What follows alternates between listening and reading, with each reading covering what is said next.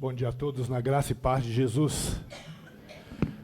Sheila e eu estamos muito alegres de podermos participar com os irmãos nessa manhã do culto ao nosso Deus, podemos participar da ceia lembrando da obra de Jesus Cristo em nosso favor, e é uma alegria muito grande. Nós temos 3 filhos, nosso filho mais velho é casado, nos deu um neto. Então você vê um cara tão novo como eu aqui, mas já sou avô, e a Sheila diz assim, não existe avô novo. Mas ele nos deu um neto e nós somos muito felizes por isso. Temos uma segunda filha de 21 anos, está terminando a faculdade dela. Agora falta mais um mês para concluir o curso de fisioterapia. Está noiva, quer se casar no início de 2026. E nós estamos felizes por isso. Chegou um filisteu lá na minha casa, rodeando. É flamenguista, eu não sei qual é a referência que você tem disso aqui em Portugal, mas não é boa. Ele torce para o Flamengo, time de futebol, isso não é bom. Mas os pecadores são assim mesmo. E eu tenho uma caçula de 14 anos, e o Senhor tem nos abençoado e presenteado com a vida em família, e os anos de ministério. Sheila e eu somos casados há 28 anos, o mesmo tempo que eu tenho de ministério. Em 1996, eu estava me formando no seminário, saí para estágio e precisei assumir o pastorado da minha igreja, a igreja que eu nasci e cresci, em Guarulhos, uma cidade da Grande São Paulo. E aí pastoreei 10 anos aquela igreja e estou há 18 em São José dos Campos. É uma cidade a 80 quilômetros de São Paulo, no eixo Rio-São Paulo. E estamos servindo a Deus naquela igreja há já 18 anos também. E trazemos o abraço de nossa igreja. A igreja tem orado pelas igrejas aqui em Portugal, tem participado com o pastor Paulo desde o início da formação da APCB aqui. O pastor Paulo é outro pastor de nossa igreja. E eu tive, nesses dias, o privilégio de poder pessoalmente conhecer os irmãos e me aproximar um pouco mais das igrejas, saber daquilo que Deus tem feito neste país, dos desafios para os irmãos, que são também os nossos desafios, nesses dias que se aproximam à volta de Jesus. Quero convidá-lo a abrir sua Bíblia comigo em Atos capítulo 2. E eu quero compartilhar de um texto muito, muito, muito conhecido de todos nós. Atos 2, 42 a 47. Antes de lermos o texto bíblico, eu queria que você pensasse comigo num cenário. Pensa numa cidade de porte médio, mas muito religiosa. Nessa cidade nasce uma igreja cristã, e ela nunca tinha ouvido falar de uma igreja cristã. O trabalho evangelístico de alguns anos resultou na quantidade de cerca de 120 pessoas salvas congregadas. Esses irmãos não tinham um prédio próprio, mas tinham uma liderança muito bem treinada e qualificada, comprometida com Jesus. E então, o seu líder principal, chamado Pedro, vai à praça pública e começa a pregar uma mensagem evangelística, usando todo o Antigo Testamento para demonstrar que Jesus Cristo era o Messias prometido pelos profetas nas Escrituras. E o resultado daquela pregação é que cerca de 3.000 pessoas foram salvas. Versículo 41 de Atos 2. Então os que aceitaram a palavra de Deus, a palavra que Pedro tinha pregado, foram batizados. E houve um acréscimo naquele dia de quase 3.000 pessoas. Agora você se lembra? A igreja reunida era uma igreja com cerca de 120 pessoas. Você pastoreia uma igreja de 120 pessoas de um jeito. Você cuida das crianças numa igreja de 120 pessoas de um jeito. Você visita as famílias da igreja com 120 pessoas de um jeito.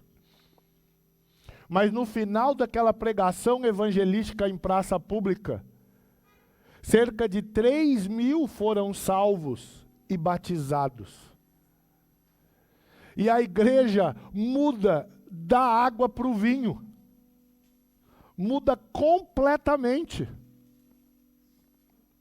Muitas décadas depois, ou algumas décadas depois, Lucas, que escreveu o livro de Atos, nos conta o que aconteceu naqueles dias aqui no texto.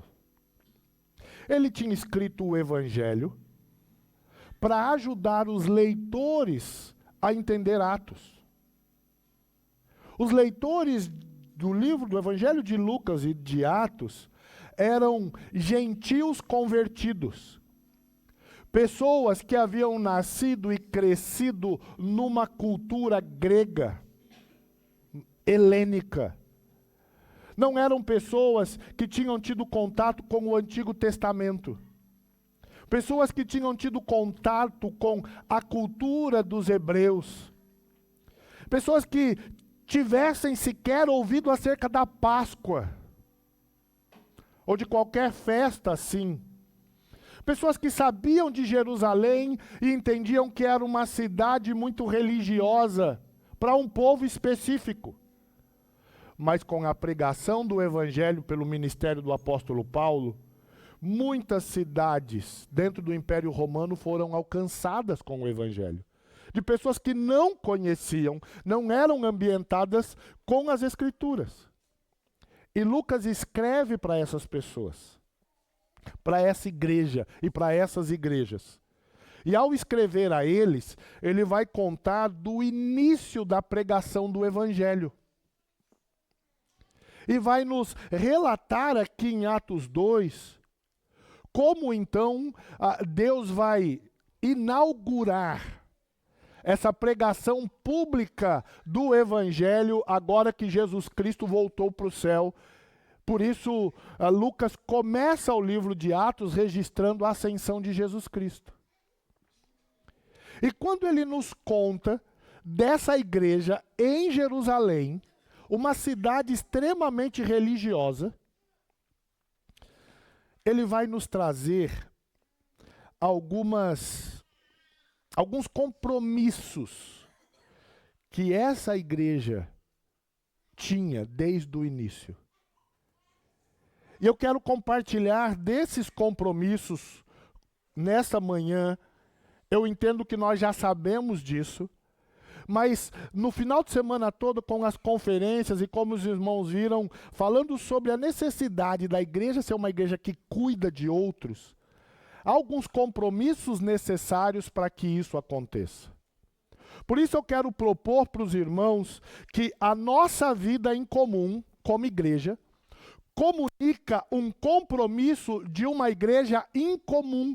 Incomum agora eu estou usando como uma igreja única. A igreja precisa viver em comunidade, porque Cristo nos uniu em comunidade e essa é a nossa vida em comum. Mas essa nossa vida em comum, comunitária, ela comunica, ela transmite, ela afirma um compromisso de uma igreja que é única, que é incomum, que é diferente. Em Atos 2, quando Pedro prega, você tinha judeus morando em vários lugares diferentes no Império Romano, mas eram todos de origem judaica, com cultura judaica. A pregação realizada ali traz os elementos de como o Antigo Testamento, na Torá e no livro dos profetas, apresenta o Messias. E eles estavam habituados a isso.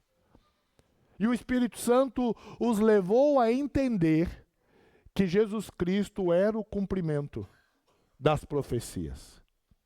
E eles vão viver agora uma vida incomum.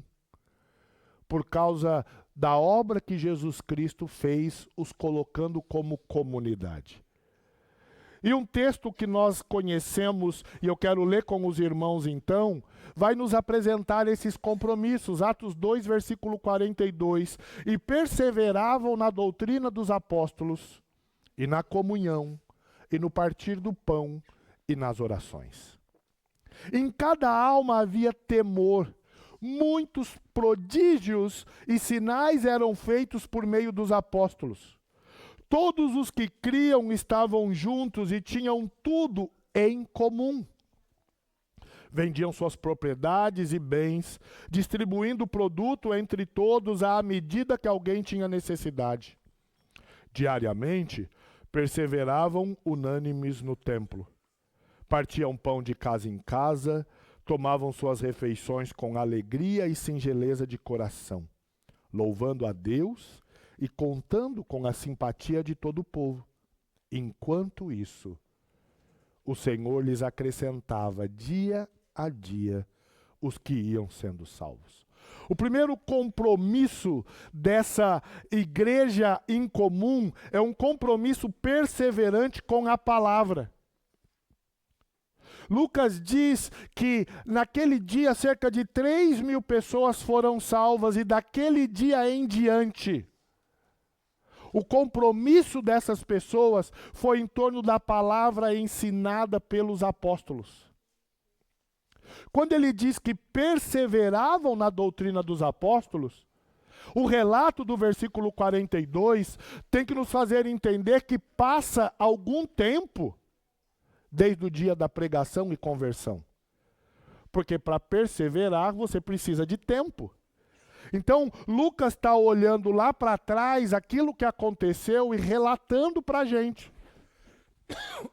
E ao fazer isso, Lucas nos dá a oportunidade de perceber como aquela igreja viveu e sobreviveu numa cultura tão diferente, numa cidade tão religiosa. A cidade que eu moro no Brasil fica a menos de 100 quilômetros de Aparecida do Norte, que é a maior catedral católica do Brasil. E vocês sabem que depois da Itália e do Vaticano, o Brasil é a maior população de católicos do mundo. E a nossa região é uma região de um catolicismo muito grande, por causa da Catedral de Aparecida. Agora, 12 de outubro, se comemorou o dia de Aparecida, é feriado nacional, e a nossa cidade é cortada pela rodovia Dutra, que liga São Paulo ao Rio de Janeiro. E a peregrinação, eu sei que vocês têm isso aqui na cidade de Fátima, e a peregrinação é imensa. Um dos pastores amigos que temos lá foi pastor em Aparecida, numa igreja cristã. E ele compartilha da dificuldade de viver o evangelho e compartilhar o evangelho numa cidade religiosa como aquela. É o que está acontecendo e Lucas está dizendo para a gente aqui. Jerusalém era uma cidade religiosa e disputada. A religião em Jerusalém era extremamente forte. E nos dias dos apóstolos, os sacerdotes que sobraram, depois do cativeiro babilônico e de tantas invasões, e depois dos dias dos macabeus, haviam se corrompido completamente. Então havia uma bagunça muito grande. Mas aprove a Deus começar ali uma igreja. E tornar aquela igreja um marco para aquelas que viriam. E qual é o compromisso que fez essa igreja permanecer firme? Compromisso com a palavra de Deus. Podemos afirmar que não há a menor possibilidade de uma igreja ter uma vida em comum, de uma igreja ser cuidadora, se ela não perseverar, se ela não permanecer convicta acerca da suficiência da verdade de Deus revelada em sua palavra. Apesar de muitos prodígios e sinais estarem autenticando a mensagem do Evangelho, como o versículo 43 diz, o que fez aquela igreja perseverar não foram os muitos prodígios, mas foi a palavra de Deus ensinada pelos apóstolos. Não foi a experiência de pessoas, mas a verdade de Deus, o que nos faz pensar que o anti-intelectualismo e a plenitude do Espírito são mutuamente incompatíveis, porque o Espírito Santo é o Espírito da verdade. As pessoas dizem, para seguir Jesus Cristo eu não posso usar a mente, eu não posso ser racional, eu tenho que crer no escuro, acreditar numa conversa que contaram. Isso não é verdade, porque Deus é o Deus da verdade. O Espírito Santo veio para revelar a verdade. E nós podemos crer e entender com um raciocínio muito claro que não estamos apenas acreditando em algo que não pode ser provado ou sustentado. Um filósofo antigo passou 40 anos tentando defender numa tese de pós-doutorado a inexistência de Deus. Antes de morrer, ele concluiu a sua tese da seguinte maneira: o que eu descobri durante esses 40 anos de pesquisa é que eu não consigo provar que Deus não existe, ou que Deus existe. Ele diz, eu não creio em Deus, mas não posso provar que Ele não exista. A palavra de Deus é a verdade.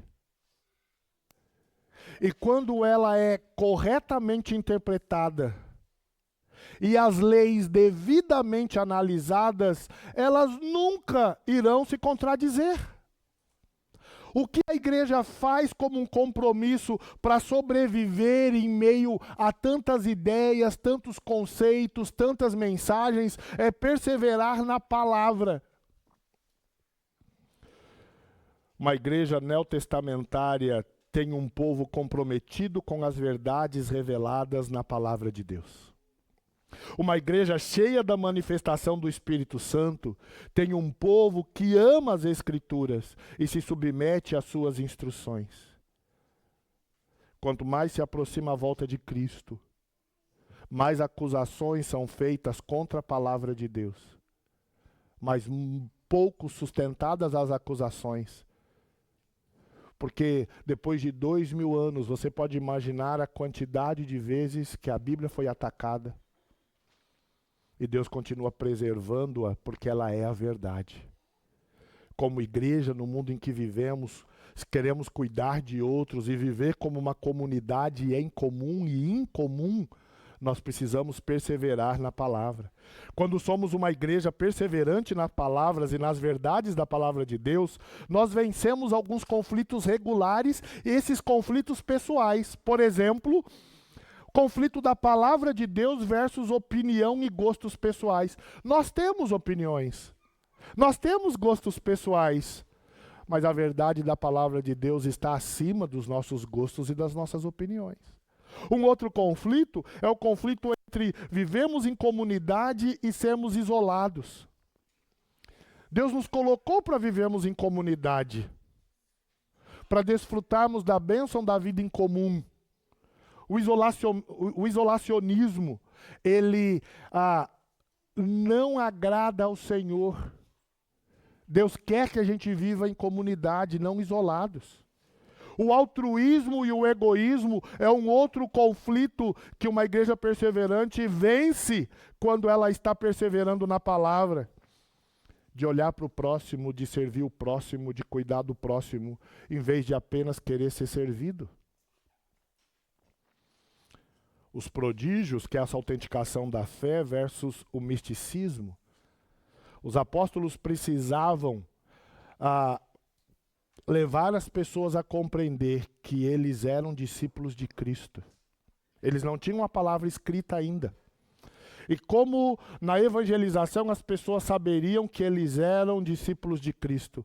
Eles fazem a mesma coisa que Cristo fez. Por exemplo, Jesus ressuscitou uma menina chamada Talita.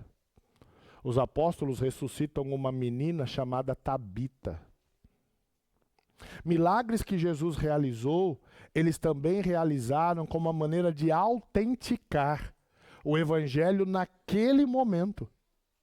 Não era misticismo por misticismo, ou emocionalismo por emocionalismo, mas era uma maneira de compreenderem que o que estava acontecendo era a obra de Jesus Cristo por meio da sua igreja, tendo os apóstolos como os líderes da igreja. Querendo ou não, nós somos o fruto de nossas convicções.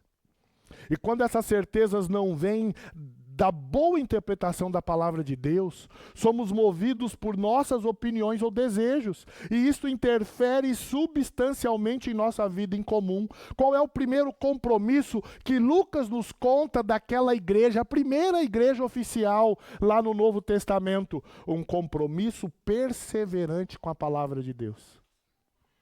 Não adianta só o compromisso com a palavra. Ele precisa ser perseverante. Porque lutas virão, perseguições aparecerão, dificuldades pessoais surgirão. E se o compromisso não for perseverante, nós vamos nos afastando. Vamos querendo outras respostas. Vamos nos afastando da bem-aventurança de nos alegrarmos no conselho de Deus e começamos a buscar a roda dos escarnecedores para encontrar conselho.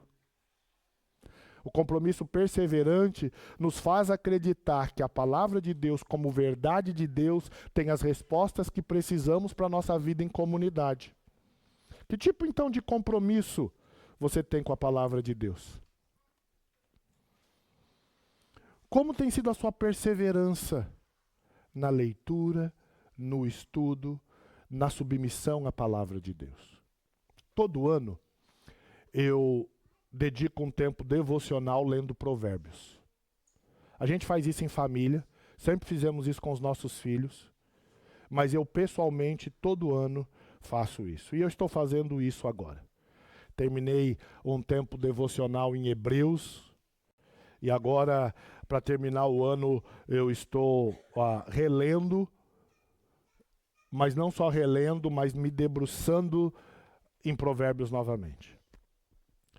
E algo que sempre me chama a atenção é que o sábio, ele ama a sabedoria. E ele não encontra a sabedoria fora do temor do Senhor. E ninguém entende o temor do Senhor se não perseverar na palavra. O sábio diz que a sabedoria é mais valiosa do que a prata e o ouro. E pensem comigo. Não é verdade que nós temos plano de como ganhar dinheiro, de como gastar dinheiro. Nós temos plano de como trabalhar, de como descansar. Nós temos plano de como os nossos filhos vão estudar e onde vão estudar. Nós temos planos para tudo, mas qual é o nosso plano para perseverarmos na palavra de Deus? Pessoalmente, qual é o seu plano para perseverar na palavra de Deus? Nós não podemos ler a Bíblia como aquele versículo que o aplicativo pisca pela manhã no nosso celular. Porque Deus não se revelou em versículo. Deus revelou sua palavra, sua mensagem, sua voz, sua autoridade. Se nós queremos perseverar na palavra, precisamos nos dedicar a ela. Essa é a primeira perseverança. A nossa vida em comum comunica um compromisso de uma igreja em comum. A igreja de Jesus Cristo é única, ela é em comum, mas isso implica em compromissos. Esse primeiro compromisso é com a perseverança da palavra. Mas há um segundo compromisso perseverante com as pessoas. Versículo 44 vai dizer que eles perseveravam na comunhão e todos os que criam estavam juntos, tinham tudo em comum, vendiam suas propriedades e bens, distribuindo o produto entre todos à medida que alguém tinha necessidade. A comunhão testemunha a vida comunitária da igreja em dois sentidos. O primeiro, o termo vai expressar aqui a ideia de sabermos que o próprio Deus trino, ele existe em comunhão trinitária. 1 de João 1,3, quando o apóstolo João apresenta ali a introdução daquela carta, ele vai dizer que a comunhão deles era com o Pai, com seu Filho e com o Espírito Santo, uma comunhão trinitária. Mas essa segunda expressão da comunhão, ela é partilhada na mutualidade de uns aos outros, tanto o que damos quanto o que recebemos. O apóstolo Paulo usa uma expressão de graça recebida em 2 Coríntios, para falar da generosidade do que essa comunhão oferece. Já parou para pensar que Deus ama pessoas? E se somos a igreja de Jesus Cristo, nós também deveríamos amar as pessoas? Deus criou o ser humano à sua imagem e semelhança e se relaciona com ele. O nome de Deus é altíssimo. Nós nunca vamos compreender toda a grandeza de Deus, porque Ele é muito maior do que a mente humana pode conceber. E esse Deus altíssimo, criador de todo o universo, Ele é pessoal, se relaciona individualmente conosco. Sabe por quê? Porque Ele nos ama. Sabe o que nós temos para oferecer a Deus para Ele nos amar? Absolutamente nada. Por que Deus nos amaria? Somos pecadores, egoístas, orgulhosos. Mas Deus decidiu nos amar. Não porque somos bons, mas porque Ele decidiu nos amar. Ele espera que a igreja faça o mesmo. Ele espera que a igreja ame as pessoas, porque a igreja é pessoa, são pessoas. Já ouviu alguém dizer assim, eu amo a igreja, mas não gosto muito das pessoas? Essa é uma das grandes heresias que alguém pode falar. Igreja não é prédio. Esses irmãos reunidos em Atos 2 não tinham um prédio para se reunir. Nós só vamos encontrar as primeiras grandes igrejas construídas do século IV para frente na história da igreja. A perseguição era tão intensa que eles se reuniam de casas espalhados nas cidades. Aqui em Jerusalém, onde eles reuniriam 3.000 pessoas, estavam distribuídos nas casas. Igrejas são pessoas. E quando amamos pessoas, nos dispomos a prover suas necessidades. O versículo 44, todos os que criam estavam juntos. Não era uma igreja online. Não era um crente que diz assim, eu faço da minha salvação o que eu quero e eu não preciso de igreja. Deus não aceita essa afirmação. Porque Cristo nos salvou e nos fez viver como corpo de Cristo, igreja.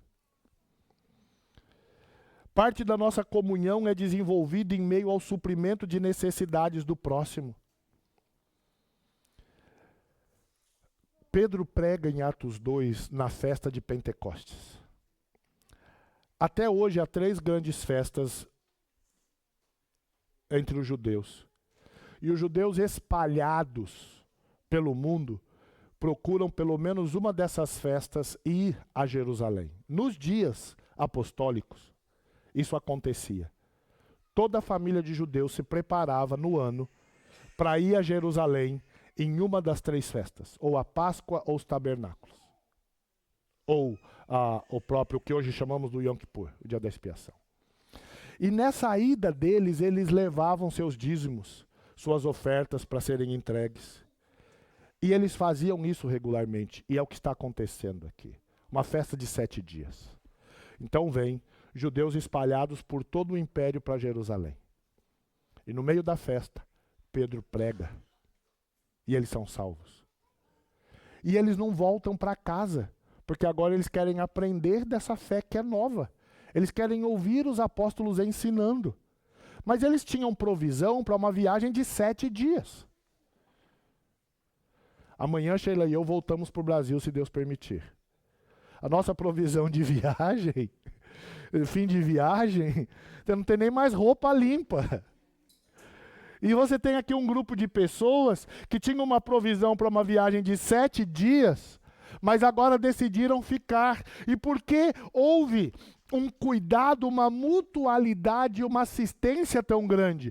Porque essas famílias decidiram ficar ali para aprender um pouco mais dessa fé antes de voltar para casa. E então aqueles irmãos que já moravam lá começaram a assisti-los em suas necessidades, não só espirituais, mas também materiais. E Lucas está contando que isso foi uma marca daquela igreja, uma igreja que era perseverante no relacionamento entre pessoas. Quando amamos pessoas, nos dispomos a prover suas necessidades. Então a pergunta é: que comprometimento temos com as necessidades do próximo? Com o auxílio a eles? Com o direcionamento de suas vidas? Não estou falando necessariamente de dar algo material, mas nos dispomos a estar ao lado deles. Como os irmãos aqui, nossa igreja tem muitas crianças e glória a Deus por isso. Nós precisamos encher o mundo de cristãos, senão os islâmicos vão fazer isso. Precisamos que a nova geração tenha mais cristãos do que islâmicos. E nossa igreja tem muitas crianças. 4 famílias com 5 filhos, não sei quantas famílias com 4 filhos. Desde 2010 não ficamos um dia sem grávidas na igreja. Esses dois finais de semana que eu estou aqui em Portugal, tem crianças sendo apresentadas no culto em nossa igreja. E eu vou chegar, já tem mais 2 agendadas, fora as grávidas. Tivemos que fazer um 3º berçário porque não cabe mais.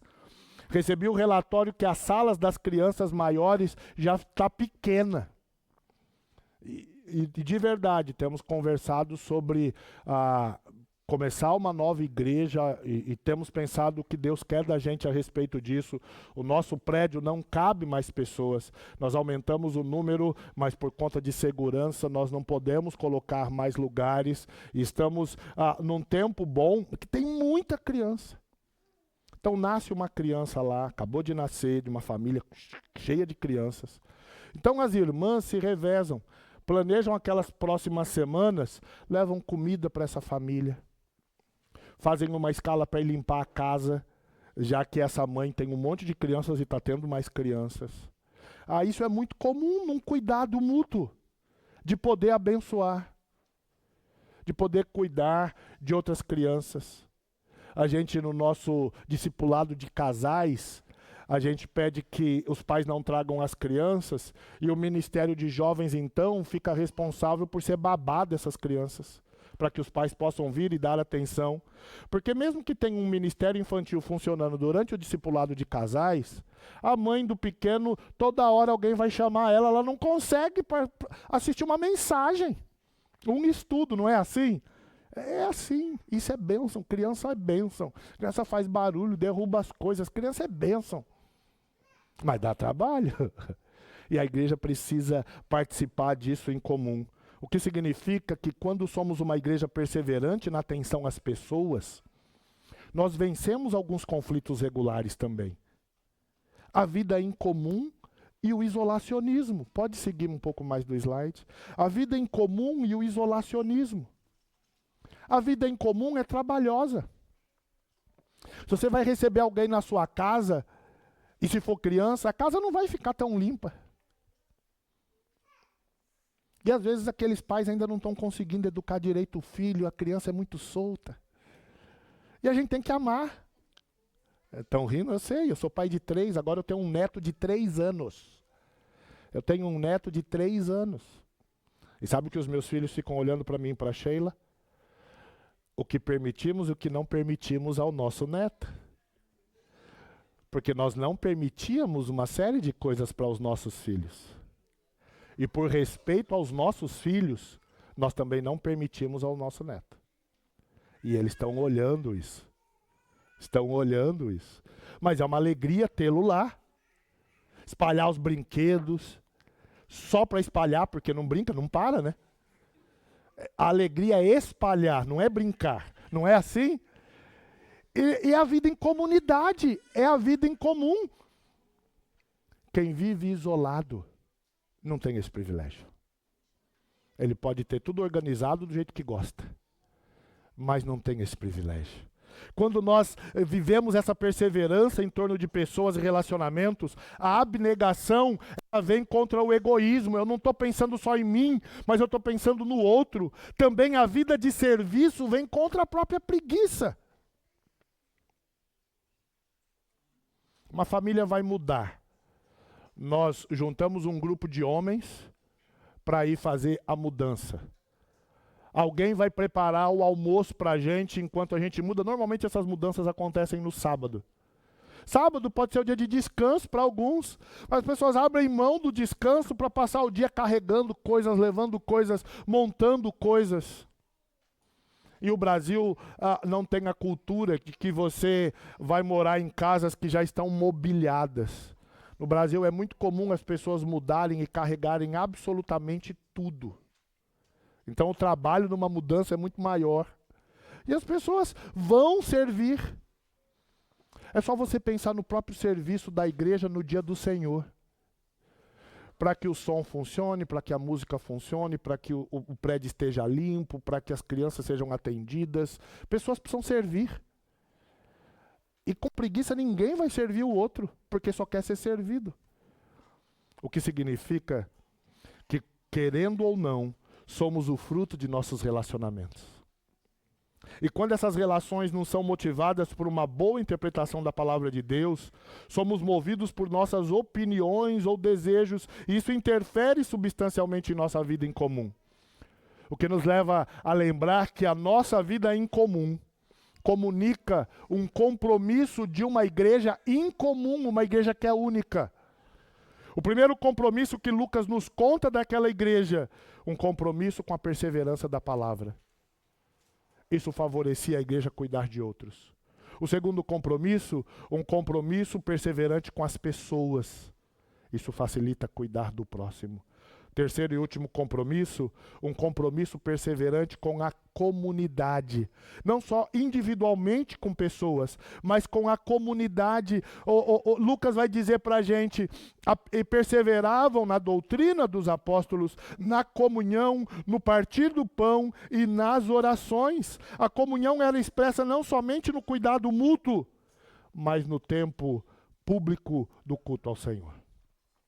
Antes da lei de Moisés, Deus estabeleceu que o ser humano deveria trabalhar 6 dias e interromper o seu trabalho no 7º dia, para reunir-se em comunidade, cultuar ao Senhor e descansar. Isso não é uma lei judaica. Isso existiu antes de Israel existir. Como nós sabemos disso? Na criação, Deus estabeleceu o dia do Senhor. O que marca um dia de 24 horas? Sol e lua. O claro e o escuro. O que marca um mês? O ciclo da lua. Os 4 ciclos marcam a contagem de um mês.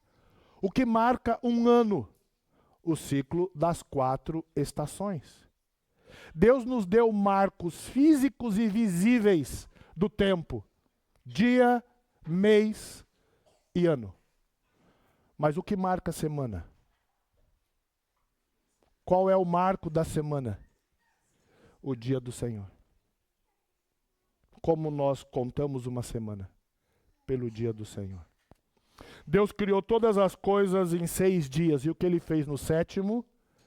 Descansou. E a palavra Shabat, o descansar não é ter ido para uma rede, mas ter interrompido a sua criação. Entendem, rede? No Brasil, é cultural você ter um pano estendido entre 2 colunas e se deitar sobre ele, principalmente no Nordeste do Brasil. E Deus não foi descansar na rede.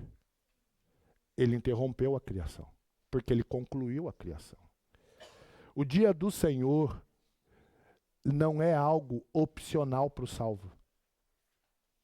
Porque o dia do Senhor nos faz chegarmos diante dele como comunidade. E quando fazemos isso, não só adoramos a Deus, mas valorizamos a vida em comunidade que ele nos deu. Da bênção da vida comunitária, marcada no dia do Senhor, quando o seu povo vem, se aproxima, o adora, e então Deus manda o seu servo para trazer a palavra dele. Queridos, já dei bastante ênfase nesse relacionamento interpessoal, mas eu quero fazer uma aplicação que envolve o dia do Senhor.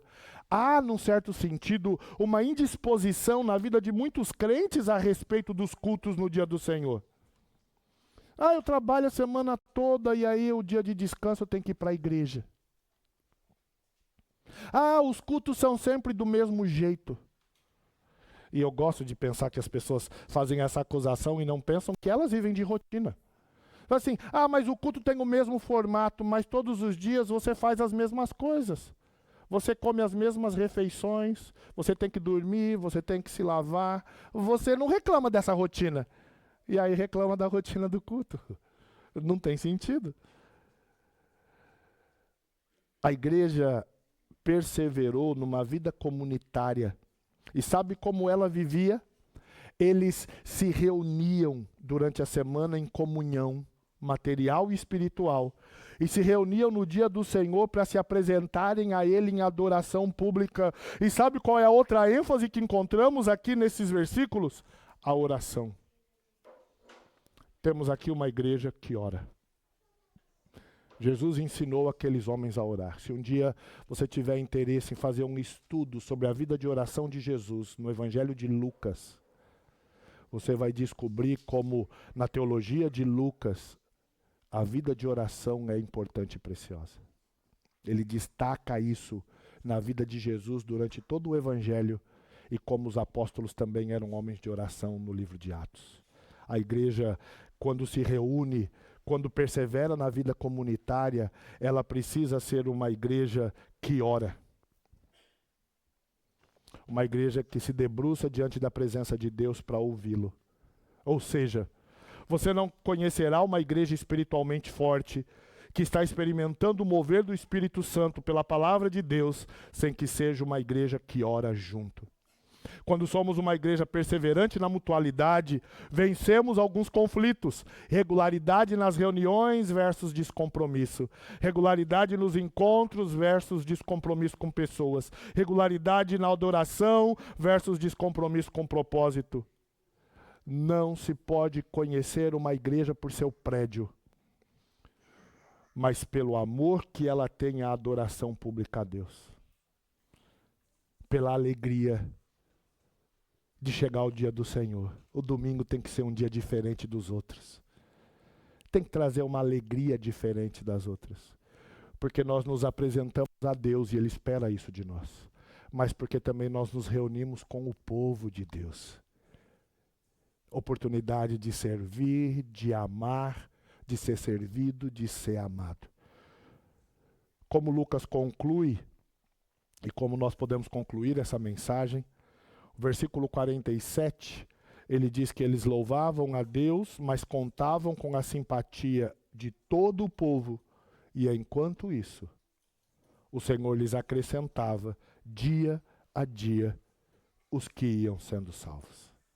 A vida em comum daquela igreja estava comunicando aos não salvos que ali havia um povo incomum.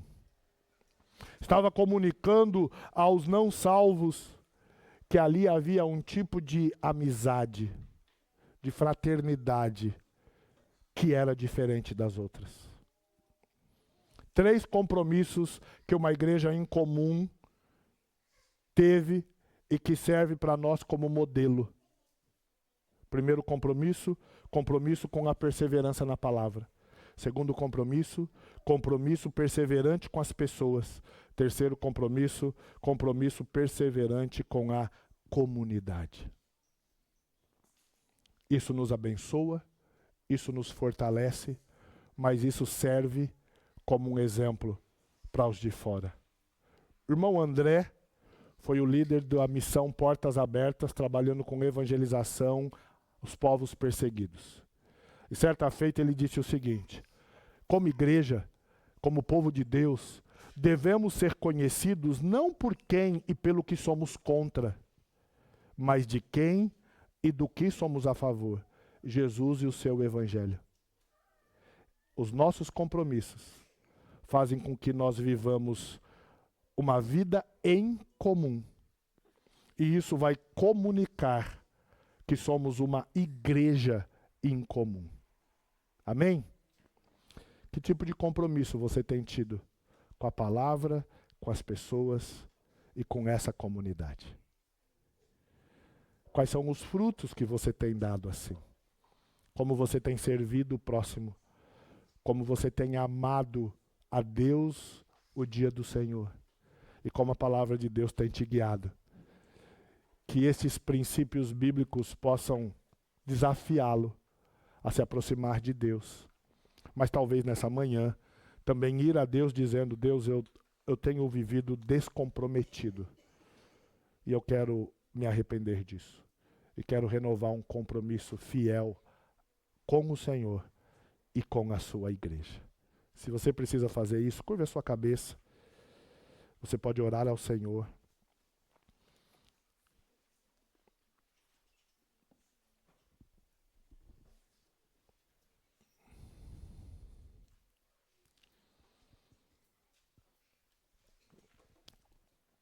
Senhor Deus, sabemos que o Senhor ama a sua igreja. O Senhor deu o seu Filho para pagar pelos pecados da sua igreja. Sofreu naquela cruz um sacrifício terrível, como celebramos na ceia. Seu sofrimento e a sua morte não foi em vão, porque Cristo venceu a morte, venceu o pecado e nos dá a vida eterna. E junto com isso nos uniu para sermos o teu povo. Renova sobre a vida de cada um de nós nesta manhã um compromisso perseverante com a tua palavra, com as pessoas, mas também com essa comunidade. Para que estes compromissos sirvam como um testemunho aos que não são salvos, mas sirvam também como edificação para aqueles que aqui vivem e congregam. Que a tua palavra continue nos edificando e desafiando para a glória do seu nome. Amém. Amém. Deus abençoe ricamente a vida dos irmãos.